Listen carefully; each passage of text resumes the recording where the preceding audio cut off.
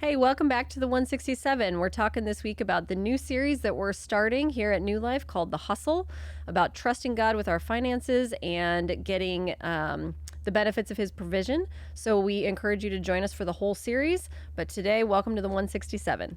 1, 2, 3, let's go!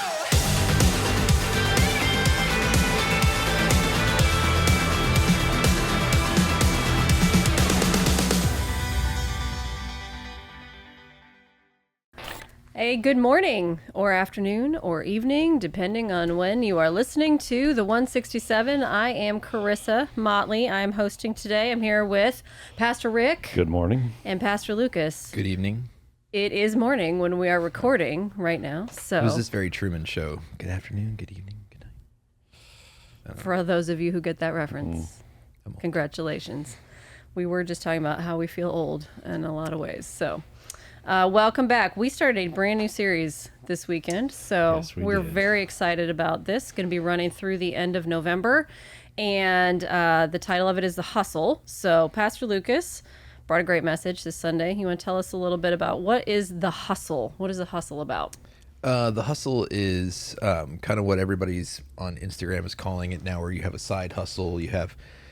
You're going out, like it's very popular right now, especially for men that on Instagram, it's like, yeah, you got to go out and you got to, just have to like get a good job and you got to make 100K and you got to like do all these things. And it's all these people that are trying to stay ahead of financial difficulties or trying to stay ahead of inflation. There's always some new scheme, I guess, that people are kind of putting out on the internet where it's like, that one I use as an example where somebody's like, oh yeah, if you just like take out a life insurance policy and become your own bank, like people are trying to beat the system in order to be prosperous. Then you get home and you hear do do do do do do do do do do. I thought about changing the intro music this week to do the hustle. It's like, yeah. So All I was right, trying again. to figure out how hustle and money went Yep. together for me. And again, if you're under the age of 40, you may not get that reference, but that's okay. We're right on the cusp of that. Stop dating us. I know. It's just all Just culture. transparency. So let's talk. We talked opening the series up. We were not specifically talking about money, but talking about provision. But we were wondering what's some of the best financial advice you've ever been given. Anybody got a good tip? Yeah. So I've got several. One, don't carry credit card debt. Yes. Don't use your credit card if you can't make the full payment Okay. at the end of the month. So that was great advice. Yep. Credit card debt will kick you in the backside. But even before that, the best advice is just honor God, tithe, trust him, make that your first thing, and then it's proven to be Yeah. valuable advice. Okay. Yeah, and we're going to talk about that a little bit in the series, but it's probably one of the best pieces of financial advice that almost nobody will tell you, but it's once you actually make that jump to tithing, something crazy happens, like in your spiritual life, in your home life, and in your finances that nobody likes to talk about. But next to that, I would say almost the same thing, but it's that don't carry debt that you can't pay off. So like even us, sometimes we will, we love to pay cash for our cars, but sometimes we'll just be like, you know what? We don't want to tap up our entire savings, so we'll pay half and then we'll borrow half. But we don't borrow more than we could just, like if something happened tomorrow, we could just write a check and write it off. Other than our mortgage, that's basically how we live. And it's a lot more secure. You're not sitting around going, what if I can't make the car payment? If you can't make the car payment, you just pay it off in your savings. Yep. Yeah. What And about you? I mean, We're married, but Yeah. we do have some very similar financial practices because of that. But no, I would agree. My parents, we've talked about before, and I know this is true for you too, that like we did not grow up with much in my family. We were a single income family, and we did not have a ton. But my parents were frugal, and I think that I learned, we didn't spend in excess. So that was a great thing that my parents taught me, is it's kind of what you're saying with credit card debt, but like don't live outside your means. If you can't afford it, don't buy it. Yeah. I mean, so when I was in high school, I started to, like probably every other high school, middle school, high school student, maybe younger now, I started to recognize that we didn't have as much as everyone else. Yeah. And it seems silly now in some ways, but it's very real. I began to notice that there are certain kids, and they seem to be the in crowd. They were the popular kids, but their tennis shoes had 3 stripes on Ah, it. yeah. You know, the Adidas 3 Right, stripe, right. or this is before the day of Nike. Yeah. So Puma was a Oh, big. So yeah. they had and I didn't have that. So I had the You're the whatever- knockoffs. Yeah, whatever Yeah. the Venture or Yep. I had BK Knights. yeah. So The Kmart brand. The and so Reebok. I started, when I was in athletics, and I would want a certain brand of Brand. shoes, and my parents would say, "Okay, we've got $20, Right. and if you want more, then you're gonna have to figure out, what to do and how to make that happen." And I always had a job in the summer, and so I would take their 20 and then add whatever. Oh, yeah. It wasn't like they were just like, well, go Yeah. get whatever you want. Right. It was no, I had to pay the difference.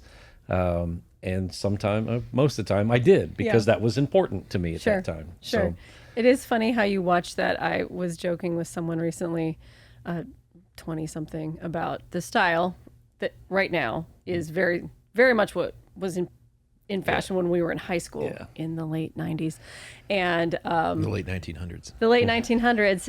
But I was joking with them about how it's fun to be an adult now and have real money so that I can buy, if I wanted a pair of Birkenstocks, I couldn't afford them in high school and I wouldn't have dared to ask my parents for them, but I could get them now if I wanted them, right? Like the more, Too bad they're extremely uncomfortable. listen, we're not going to get into that Yeah. debate. People have strong feelings about Birkenstocks. We're not going to, Oh my we're not gosh. going to get into that here.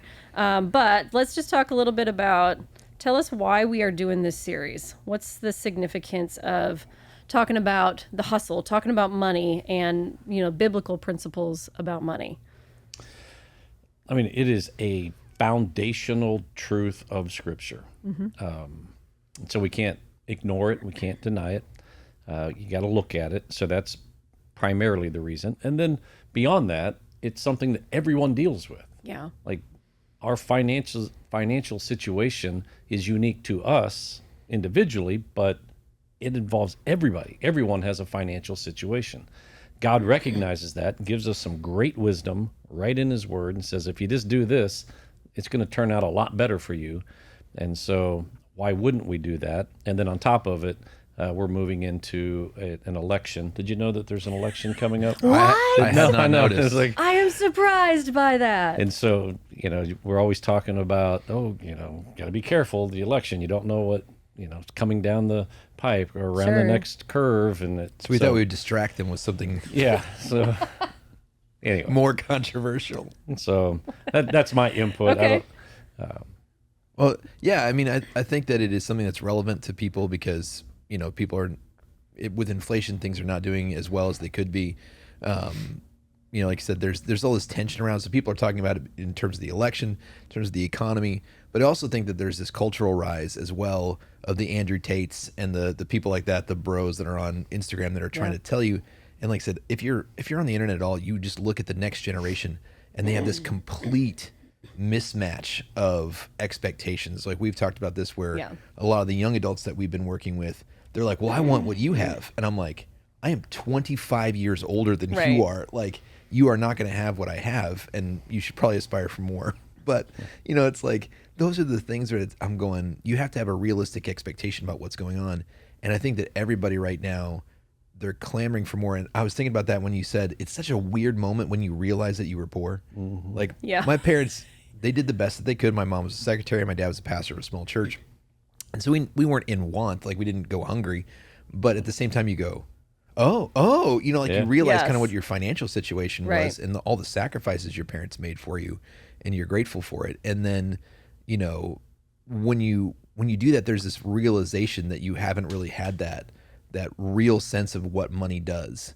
And so Sure. whenever you're involved in that, I just think that people, like you said, it should be a universal experience that we're looking about what the Bible says about those things rather than just what scheme is out there. Yeah, and then full disclosure, I mean, part of the reason is as we move forward as a church, our effectiveness as a church and our ability to do the things that we believe that God has put in front of us to do is highly dependent upon the body of Christ, the family of New Life, to embrace that mission and then give financially towards that mission so that we can accomplish it.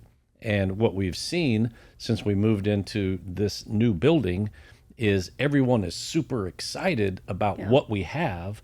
Everyone is, it seems to be that they're all behind the mission and the vision, and they want to go and do, yet they're not, our church family has kind of backed off a little bit in the supporting of that financially because of some of the things we mentioned, fear or ignorance or not understanding how God and his word speaks to that. And so, yes, it is to help fulfill the vision and the mission of the church by investing in the people to help all of us understand what God says about finances. Yeah, that's good. I think too, there's something great about just the phrase we're using, the hustle, in that everybody feels like it's a hustle right now. Like I've got to hustle. I've got to work hard. I've got to be in the hustle. I've got to, it's always something. There's always more. There's always something more I have to do. There's always something more I need. So I've got to keep going. And it feels frenzied a lot of the time. And you get to a point where you feel really chaotic and you feel, people are working multiple jobs. People are trying to make ends meet. People are, food's more expensive, gas is more expensive, all the things, rent's more expensive, housing's more expensive.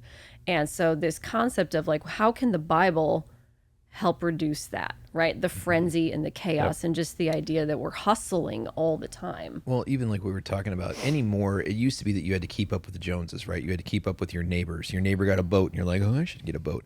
But now with the advent of influencers, you're not keeping up with other people in your demographic, in your neighborhood, in your community. You're trying to keep up with influencers who are literally getting shipped stuff for free. For free, right. Like they're going to send them some crazy Fendi bag so that they'll say it on their thing. And then you're like, oh, they have a Fendi bag. And it's like, yes, but they didn't pay for their Fendi bag. Right. So now you want to have the thing and then you're going to go. And it creates this anxiety and it creates this want and it creates this whole other culture. Yeah, so going back to financial advice that was helpful, it's fun, it's silly, but it stuck with me. I heard someone say, quit trying to keep up with the Joneses. Just drag them down to your level. It's a lot cheaper.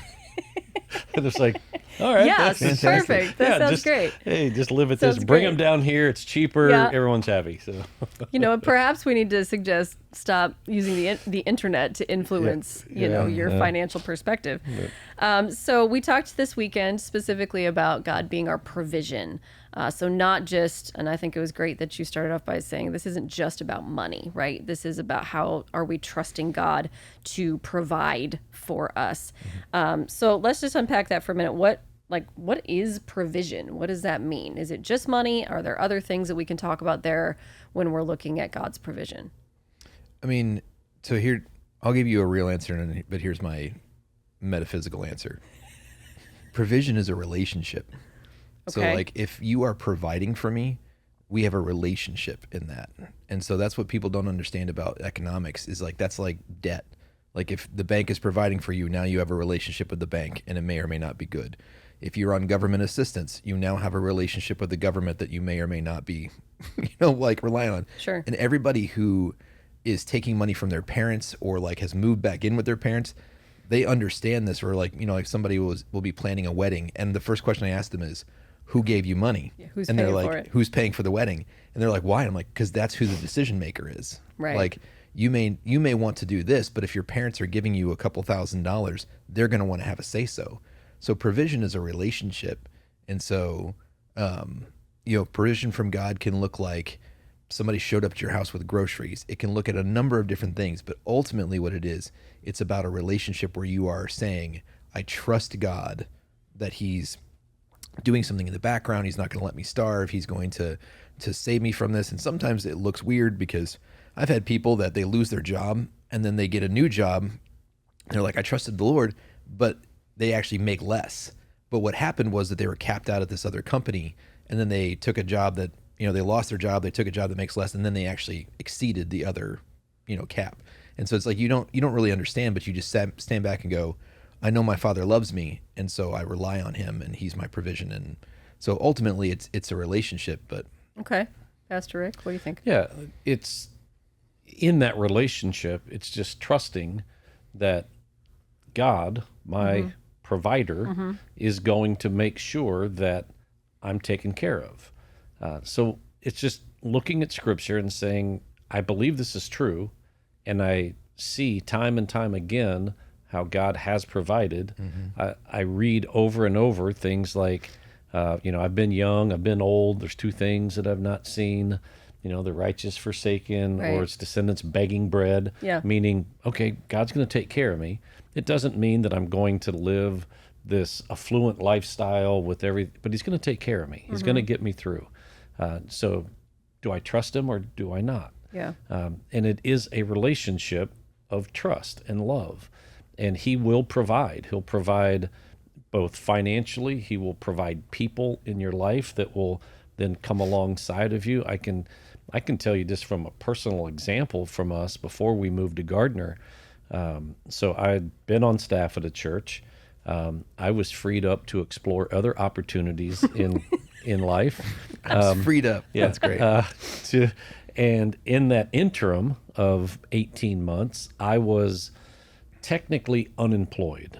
It's when I chose to go back to school. I did not have a full-time job, and I just did what I could to make money to provide. We had 3 children. Yeah. They liked to eat. They were all involved in Isn't sports. that weird? I know. And so I went to school, and then I had to go and work when I could. And things were still a little tight. Right? And we continued to tithe. We did not stop tithing because things were tight. We tithed, and God provided through people. And I don't even know who the people are, but God provided for our needs through other people in incredible ways. At least once a week, when we would go to the mailbox to get our mail, there would be an envelope with $100 or $200 in there. Just someone had, and to this day, we don't know who that was. Yeah. It was just random money. It was humbling. At first, it was very embarrassing to know that there was people out there who were paying my way in some respects. Yeah. Until I realized, no, it's God paying my way in this season, but He was choosing to use the people around me. And the cool thing about that, so we went through the 18 months. I had to pay for school. We finished that. I paid off all the loan, whatever, the finances for school. When I graduated, it was all taken care of. And we actually had more money in our bank after all that than we did before we went in. Wow. That's crazy. That's You cool. know, I mean, it wasn't significantly Sure. more, but But you weren't behind. No, we ate. Yeah. We were provided for. We Yeah. had money, and then there was still a little Yeah. extra. Little left So, over. Yeah, it's Yeah. we have lots of stories like Sure. that of God's provision for us Right. in a time of need. You anticipated I was going to ask if you had an example of provision when you feel like God has provided something that you needed. Do you have anything? I think that, our story is our story, but like, what do you think about, like, I think about our life when we moved to Kansas City, but what do you usually think about? Well, why don't you tell that story first? Well, we, oh, there we go. Well, we actually, what got us to Kansas City, not to New Life per se, but to Kansas City, was we took a job at a church plant. And there's a church plant that asked us to come, and we were like, no, this is not going to work. I had a really cushy job with my dad, and you'd finished up school, you were working, and we were invited, and they were like, yeah, come to work for our church. You have to raise your own salary. And I was like, sure. Right. But we took a trip to Kansas City for one day, and we were like, yeah, God wants us here. And so we came back and we raised that money like almost overnight. We were like, okay, we have to raise $20,000 each year for 3 years. And people just jumped on board. Even the church that I was working at took a pledge to do that. And so that is also a humbling experience when other people are paying your paycheck. And so we came here, and for 3 years, and then I found myself freed up to do Other things like come to New Life. Explore new opportunities. Yeah, after 3 years, and I got to explore other opportunities. And it was probably like the same week, if not the same month. Carissa had been adjuncting, and so she was part-time. Right. And so I was full-time, but with our support. And then almost exactly at that time of the switch, we were like, I don't know how we're going to do this because, we weren't going to have full-time income. Carissa got brought on full time at her job, and then I went basically part time. So we've just seen all kinds of stuff like that. We've, like I said, in our entire marriage, I don't think we've ever really had a big financial struggle, just because we've always been faithful tithing. We've always looked to God for that, and we're just like, it's okay. Like, so we've really reduced our anxiety about that. Yeah. But is that what you usually think? Yeah, and of? then the way God provided Yeah. is then New Life stepped in and said, "Hey, we're going to give you a $500,000 salary." That's right. With, They signed me to like a 20-year contract. Yeah, it was like, it's like, hey, it was the thing until Patrick Mahomes came in and had to outdo. Yeah. I was the highest paid quarterback. No, it was. And then, Yeah. like I said, we went to New Life, and moving to Gardner is the same thing. It's a jump in when you live in Gladstone. Living in Gladstone is a lot cheaper than living in Gardner, and we were like, we don't know how we're going to do that. And so, but Gardner was the first time that we were both full-time salaried. Yeah. And so that made that move possible. Right. Yeah. There have been a lot of ways God has come through. What's our part in relying on God when we're thinking about provision and trust? You both have mentioned trust, and Hold on. You don't get out of this scot-free. I wanted to that know was my story. I was going to talk about that once you left your job at the other church, the church will not be named. I don't want to say it. That was the weird overlap time of, yes, we had been praying. I mean, honestly, we had been praying for, that's a longer story, but we'd been praying for three things. And one of them was that I would get a full-time job. And so an opportunity came available, and I applied and was hired full-time at the institution I've been working at now for over 10 years. And so that was huge for us because it also gave us insurance. We didn't have insurance before that. And so it also gave us insurance at a time when we had just, we had started fostering. And so we had gotten our two daughters. Now they're our daughters. And that fall I found out I was pregnant. So it was like just this, everything kind of came together all at the same time. And the insurance piece for me was a big issue of provision, because that meant we could not have to pay for having our baby in a hospital, right? Like that was a big thing for me. Well, and just to tell people really quick, because we talked about provision is not just money. What were the three things that we were praying for? So in that season, we were praying for a job for me, a full-time job. We were praying for a location, like a permanent place to kind of raise a family, because we knew our time was kind of up in the place where we were. We were getting ready to transition, and we were praying for a child. We were praying for a baby. We had gone through a season of infertility and miscarriage, and so we were praying for a child. And we got 3 in 1. And 3 children. yeah, that's a longer story that we can tell you all some other time. But that was really, I think, over the span of that next year, we really saw like God answered all of those prayers, and in some pretty spectacular ways. So that was a really cool season. And to if you're go going to through. have a house and children, you need the financial aspect. That's of it. right. We needed that Kenny G. We needed the money. No, we needed the money to no. afford all those things. But yeah, what are other ways? Like, what are other ways that we have to rely on God for provision? Is there anything else that comes to mind? Yes. So for me, it is, I'll say emotional. Okay. I don't know the exact word, but in times when you're just done, like you've given all you can give, and then you have to rely on God to Yeah. then make up that deficiency when you're like, I can't give anymore, or I don't know what to do. Then He provides wisdom. Yeah. When you feel like I'm at a loss for words, He provides wisdom in the words to say. So there's provision when you trust Him. Yeah. And on the flip side of that, and it's one of the things I love about God, if you say, no, I got this, God, I'm just going to do it on my own, He's okay. He'll let you. know? Okay. Yeah.